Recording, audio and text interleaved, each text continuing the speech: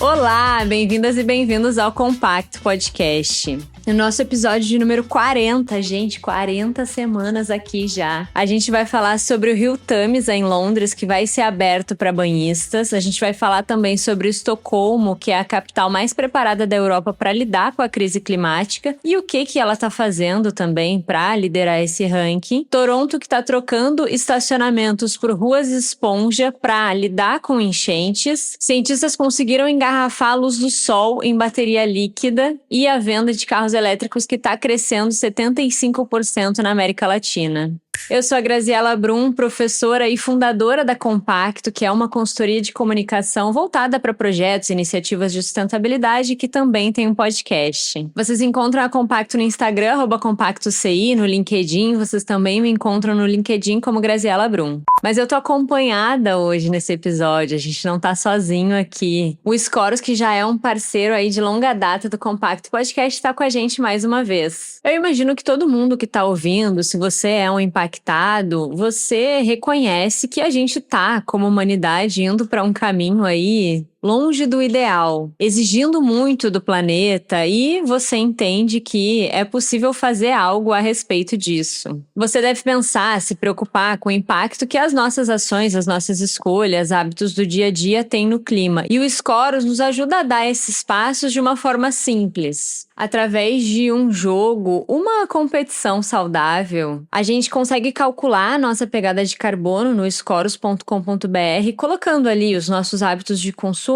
energia, gás, transporte, alimentação, gestão de resíduo, e aí a gente descobre a nossa pegada de CO2 equivalente, de dióxido de carbono equivalente, em uma calculadora que tem no próprio site. Inclusive, a minha pegada reduziu bastante esse mês, de novo, mais uma vez. Eu acho que é uma das menores desde que eu comecei a participar. Tiveram umas mudanças ali de estilo de vida que me fizeram consumir menos, gastar menos energia também. Enfim, tá rolando umas mudanças aí que estão me permitindo um estilo de vida mais simples, mais compacto, digamos. O que mostra que quando a gente vive com menos, a gente realmente impacta menos, né? É uma relação muito direta ali. E eu também não comprei roupa, nem eletrônico, enfim, nesse último mês. Isso também ajuda, né? E se você quer descobrir a sua pegada, acesse scoros.com.br. Eu vou deixar o link do site e o Instagram também, @Projeto Scoros, na descrição do episódio. Faz a sua inscrição, que é super rapidinha, leva menos de 1 minuto, e aí com isso você já tá fazendo parte da comunidade de pessoas que estão agindo em favor da vida no planeta. E também já consegue calcular sua pegada de carbono. E aí, se você quiser disputar os prêmios do mês, faz a sua contribuição de R$50. Mas isso é só se e quando você quiser disputar, não é uma assinatura mensal, obrigatória, nada disso. E além disso, os impactados têm cupom de desconto. Usa o cupom COMPACTO20 na hora da inscrição, que os 20 primeiros inscritos a fazerem a sua contribuição têm 20% de desconto. É legal falar também, compartilhar com os impactados, que o Scoros é um movimento sem fins lucrativos. E ele tem essa proposta de unir conscientização sobre as causas e as consequências da emergência climática com incentivos econômicos para a adoção de um estilo de vida que seja mais coerente com os limites do planeta. Então, além de premiar os comportamentos mais sustentáveis todo mês, as 3 menores pegadas e a maior redução de um mês para o outro, o Scoros também fortalece organizações que lutam contra a crise climática, que trabalham com agricultura regenerativa, reflorestamento, transição energética, proteção da biodiversidade, educação ambiental. E para os impactados que vão estar no Rio de Janeiro na primeira semana de junho, para quem não sabe, a primeira semana de junho é a Semana do Meio Ambiente, e também vai estar acontecendo no Rio de Janeiro a Rio Nature and Climate Week,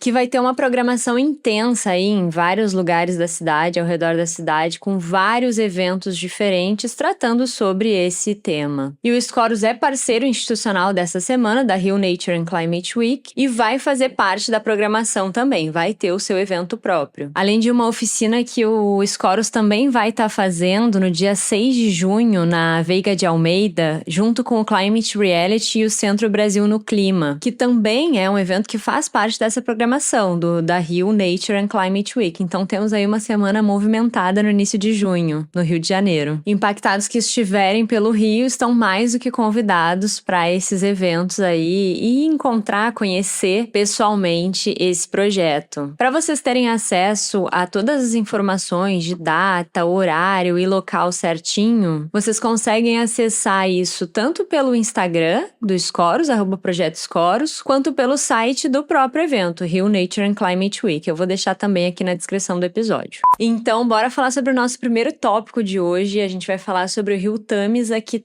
vai passar a ter uma área de banho e monitoramento de qualidade de água nesse verão na Europa. A gente já viu isso acontecendo no ano passado, inclusive eu comentei isso aqui no podcast, em Paris, com o Senna, que também teve esse movimento. E aí agora Londres também está implementando essa iniciativa aí, que é um movimento que nasce numa mistura de diferentes pilares, né? Lazer, turismo, saúde pública e também pressão ambiental por saneamento, nesse caso do Rio Tamisa, né? Do Thames River. E essa iniciativa, ela vai acontecer em um lugar que se chama Thames at Home, que é mais pro sudoeste de Londres, né? Pensando no mapa de Londres ali, mais pro lado esquerdo, o rio cruza a cidade, é mais pro lado esquerdo, mais para baixo.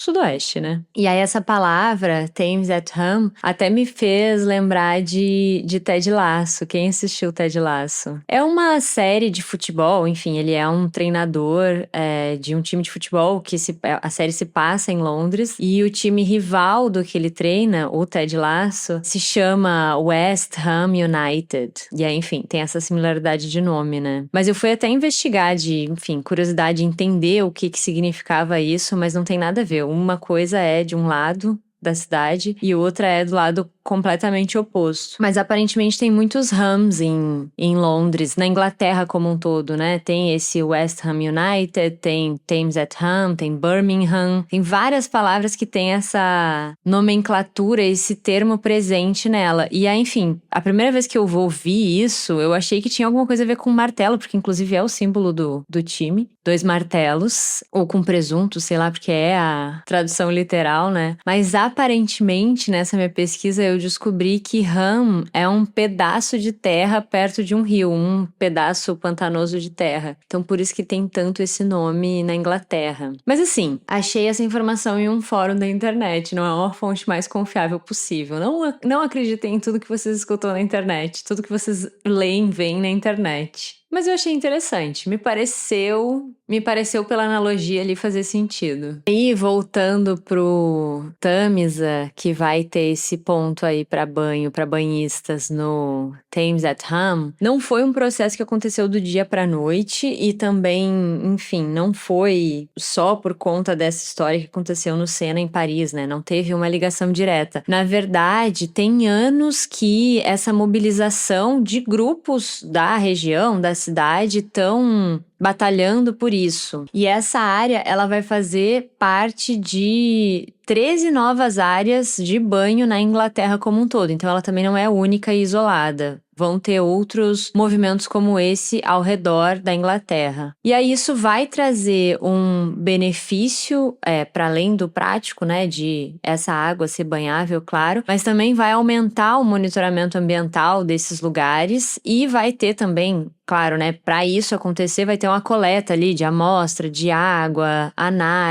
para análise, então isso também traz um maior saneamento, né? Uma maior balneabilidade para aquela região. E esse debate, ele ficou mais forte no Reino Unido nos últimos anos, como eu comentei, né? Não foi do dia para a noite. Muito motivado também por conta de denúncias de despejo de esgoto, de indústria, substância química, agrícola contaminada, que tava essas empresas, enfim, essas indústrias, tinha essas denúncias de que elas estavam despejando isso na água, né? O que compromete muito a qualidade da água. E já tinha esse hábito em alguns lugares de banhistas usarem esse rio, de fato, para nadar. E aí isso engatilhou, fez com que começasse ali um processo de campanhas ambientais pelo direito de nadar nessas águas, enfim, nessas águas elas fossem seguras e limpas para isso. E eu vejo que morar perto da água, cidades que são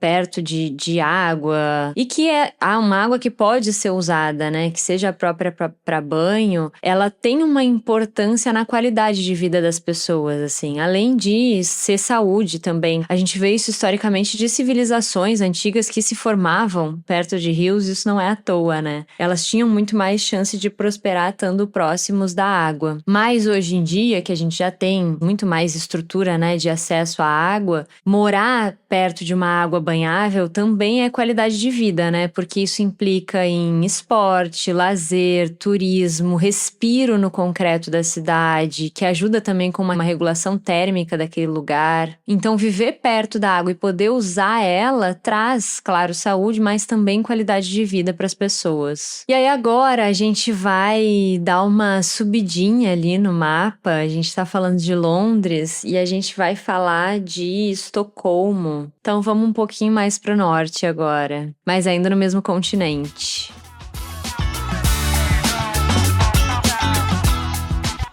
E a gente vai falar agora da capital da Suécia, que está liderando o ranking das capitais mais preparadas para enfrentar a crise climática na Europa. Essa análise, esse estudo, ele chegou numa conclusão analisando 11 mil áreas urbanas pelo índice Cool City e está trazendo Estocolmo como a capital desse continente mais adaptada para lidar com ondas de calor, enchentes e outros eventos extremos também. Quando a gente olha para esse ranking, no top 10 das cidades mais conhecidas, a gente tem também Varsóvia, Berlim e Praga, mas no top 5 a gente tem Estocolmo em primeiro lugar, capital da Suécia, depois a gente tem, na ordem, capital da Lituânia, da Letônia, da Estônia e da Finlândia, todas ali meio que na mesma região, né? Todas daquela região ali do Mar Báltico. E aí isso fica parecendo que é só por fatores naturais, né? Que essas capitais estão no topo, que é uma questão ali regional, condições geográficas daquela região. Mas, olhando para as análises dos pesquisadores desse estudo, essas cidades mais do norte da Europa aparecem nesse topo também porque elas têm mais áreas verdes, elas têm mais capacidade de absorção de água da chuva e, claro, por uma questão geográfica, temperaturas mais baixas também, né? Mas esse não é o único fator, não é só isso. E aí, quando a gente vai olhar para as mais turísticas, né, as mais conhecidas, Madrid, Paris, Lisboa, elas nem aparecem nesse top 10. Elas estão bem mais para baixo no ranking, nesse quesito de adaptabilidade, de estarem prontas para enfrentar as mudanças climáticas. Elas são cidades que lidam com mais pressão hídrica, mais calor extremo. A gente viu bastante notícia no ano passado, né? Até de pontos turísticos fechando para lidar com esse calor extremo. E elas têm uma expansão urbana muito mais intensa também, o que deixa muito mais difícil que essa cidade se adapte e faça mudanças estruturais. Mas Estocolmo, além disso tudo que a gente já falou, né? Dessas cidades mais ao norte da Europa, essas características, investiu bastante em soluções de adaptação climática, não foi de graça, não foi sem querer que ela conquistou essa liderança, o topo do ranking. Estocolmo fez nos últimos anos investimento em áreas verdes com presença intensa de vegetação na cidade, drenagem urbana, canteiros subterrâneos que ficam embaixo da linha do concreto mesmo e ajudam a absorver a água, regular a temperatura. E eles também diminuíram a quantidade de superfície impermeável que a cidade tinha. Aquelas superfícies em que a chuva bate e ela só vai escorrer, né? Não vai ser absorvida. E além dessas ações todas que Estocolmo vem fazendo, eles também têm, além dessas intervenções urbanas, eles também estão trabalhando na governança da cidade, assim, digamos, né? Acho que governança é uma boa palavra para dizer, porque eles lançaram 2 planos climáticos, um até 2030, outro até 2040, um orçamento de carbono, que é um limite, um teto de emissões que a cidade pode ter, questões ali mais de administração, governança mesmo, né? E o que esse estudo está avaliando para considerar esse top, esse ranking, né? Ele estudou a quantidade de áreas verdes que essas cidades tinham, essas capitais tinham, a capacidade do solo de absorver a água da chuva, então o tanto de infiltração que esses solos tinham de potencial, a biodiversidade desses lugares também e a presença de rios e lagos, que eu comentei, qualidade de vida E aqui também adaptação à crise climática, né? Presença de rios e lagos nessas cidades e o quanto a cidade consegue também evitar ilhas de calor. E aí a gente vê que as cidades que estão mais preparadas para o futuro são as que veem a natureza, veem árvores, água, solo como parte da infraestrutura da cidade, não como um inimigo, como a gente construiu a cidade até hoje, né? Que era tirar a natureza o máximo possível, no máximo deixava uma arvorezinha ali ou outra. Então essas cidades não veem a natureza como um inimigo que precisa ser isolado, retirado, concretado, mas sim como parte da infraestrutura da cidade. Olha que importante isso, né? Que tem tudo a ver com as soluções baseadas na natureza, que é esse conceito de não lutar contra a natureza, é usar ela a nosso favor, integrar ela para colher os benefícios de um ambiente mais equilibrado ali. Até porque a gente já viu, né, que a gente não é nada contra a natureza. Enchentes, por exemplo. Não é uma boa lógica a gente querer ir contra a natureza. É melhor a gente entender que a gente é a natureza e faz parte dela.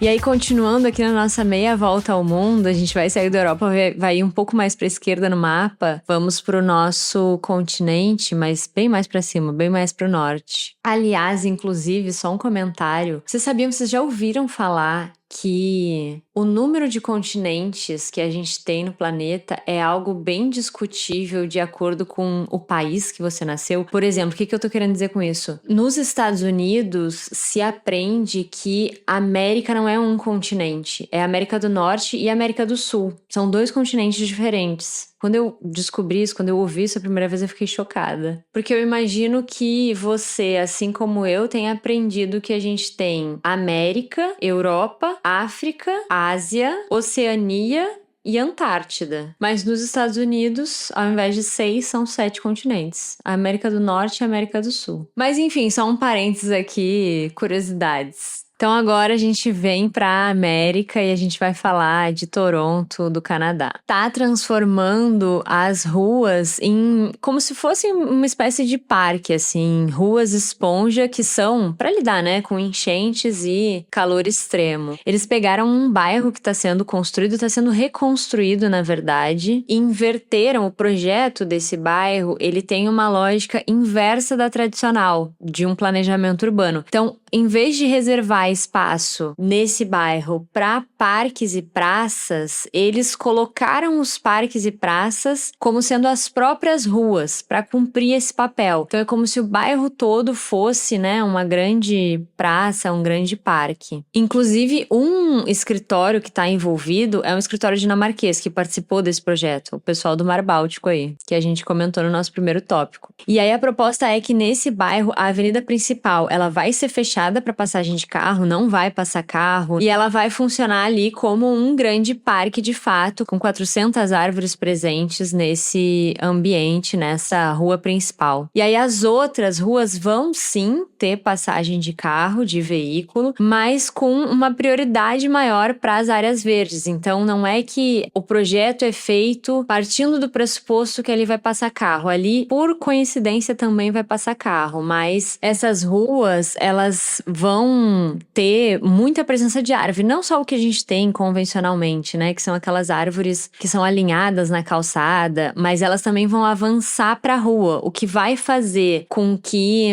esses carros, eles possam sim transitar por ali, mas com uma velocidade muito mais reduzida. É muito mais uma lógica de parque mesmo, né? Além disso, também vai ter uma inclinação ali na rua para a água escoar para os canais com vegetação. As ruas não vão deixar de ter sistema de drenagem convencional, como a gente tem na maioria das cidades presentes, mas a natureza vai ser... A ideia é que a natureza seja a primeira barreira a lidar com essa água. Solução baseada na natureza, né? Então, esse projeto, ele vai oferecer esse espaço público para os moradores, muito mais para moradores, para as pessoas de fato, para os indivíduos aproveitarem do que para os carros, e vai ter espaço de lazer, mas também vai ter essa infraestrutura climática, né? Então, ela tem essa proposta não só de lazer, qualidade de vida, mas também adaptação, lidar com os efeitos das mudanças climáticas. Reduzindo ilhas de calor, aumentando potencialmente a biodiversidade, a absorção da água, durante chuvas muito intensas, né? Tempestades. Muito do que a gente já viu ali no tópico anterior. E esse bairro, como eu comentei, ele está sendo reconstruído, porque ele era uma antiga área industrial que sofreu muito com alterações ali ao longo do tempo, né? Aterro, canalização de rio. E aí esse rio ficou poluído, aumentou o risco de enchente. E aí o governo está revitalizando essa área ao longo do tempo e agora vai ser construído esse bairro. Então essas ruas esponja que a gente comentou no início, elas são essa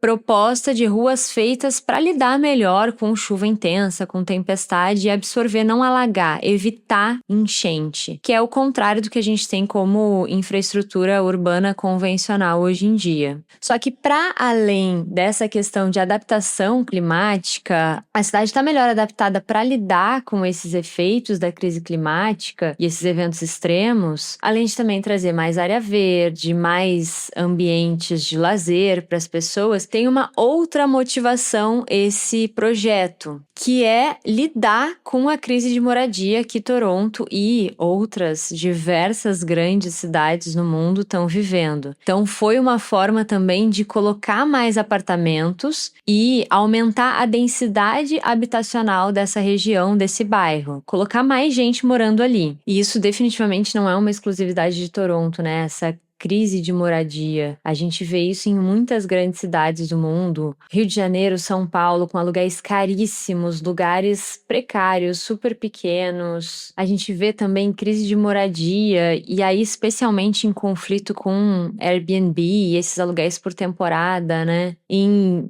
cidades muito turísticas, como Barcelona, o próprio Rio de Janeiro também. Então, essa crise de moradia, aumentar a densidade habitacional do bairro também foi uma motivação para esse bairro ser pensado dessa maneira.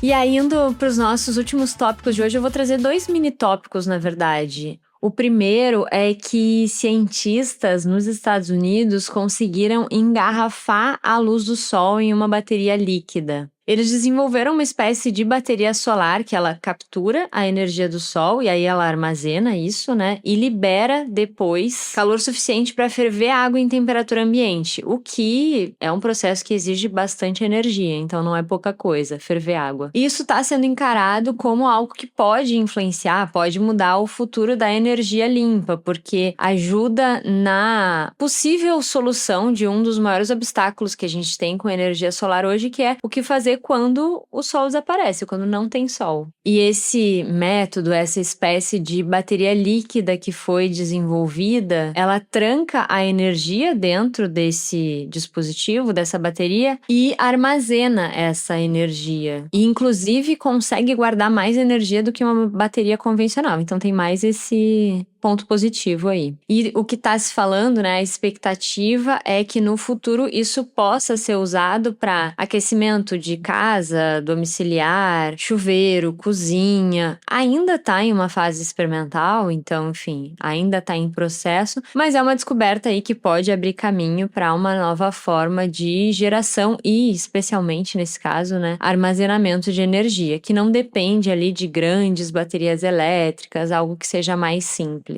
Mas é uma coisa, assim, quase mágica, né, de se pensar. Uma bateria que armazena luz do sol líquida, assim. É incrível, né? Fascinante. Aliás, eu tava assistindo esses dias a palestra de uma professora, que é a Aline Pires, ela é doutora em ecologia, e ela estava comentando sobre como, falando sobre o sol, né, que o sol produz em 1 hora o tanto de energia que a gente consome, a demanda que a gente tem na Terra em 1 ano.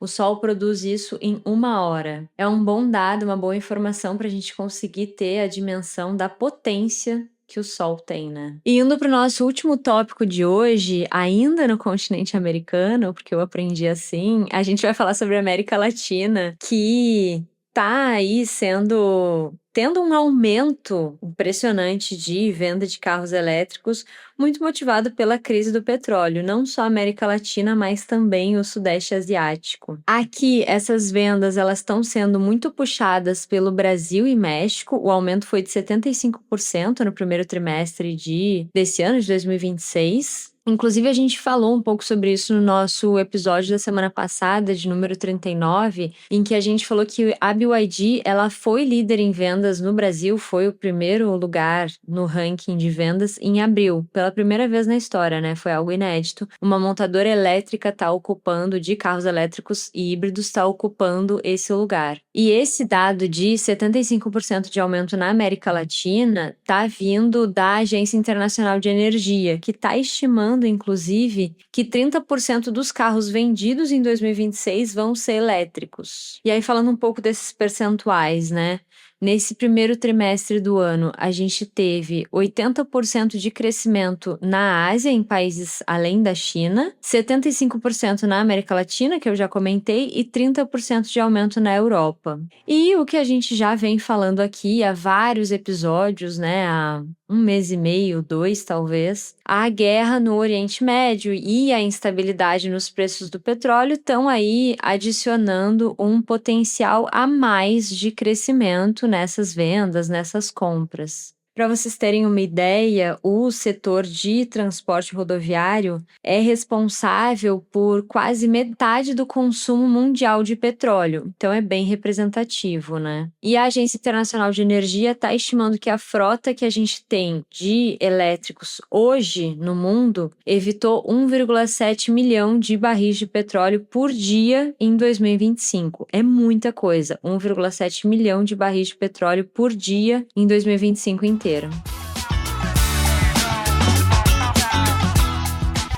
E no nosso Descompacta de hoje, aquele momento pra gente aprofundar aí além com dicas, eu vou deixar aqui uma dica um pouco inusitada, que não tá tão conectada com sustentabilidade, que é Ted Lasso, na Apple TV. É uma dica mais de entretenimento pra gente se divertir também. E é uma série maravilhosa, super leve, mas não é boba. É divertida, mas não é boba. Inclusive, é uma série que traz boas analogias para liderança, gestão de equipe.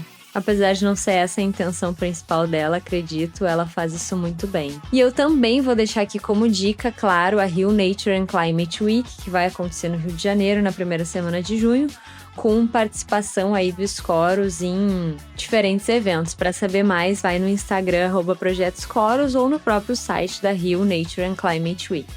E hoje a gente falou sobre o Rio Tâmisa, em Londres, que vai ser aberto para banhistas. Estocolmo é a capital mais preparada da Europa para lidar com a crise climática. E o que ela está fazendo para liderar esse ranking? Toronto troca estacionamentos por ruas esponja para lidar com enchentes. Luz do sol engarrafada em bateria líquida e venda de carros elétricos cresce 75% na América Latina. Se você é um impactado do Spotify, não esquece de deixar suas 5 estrelas e seguir o Compacto Podcast para ser avisado, receber notificação toda vez que sai episódio novo, toda semana. E se você é um impactado do YouTube, não esquece de deixar o seu joinha e se inscrever no canal também para ser avisado toda vez que sai episódio novo, toda semana. Um beijo e até o próximo episódio. O Compacto Podcast é uma produção da Compacto, com roteiro e apresentação de Graziela Brum e edição de Voz Ativa Produções. Esse episódio usou matérias da Um Só Planeta e Fast Company.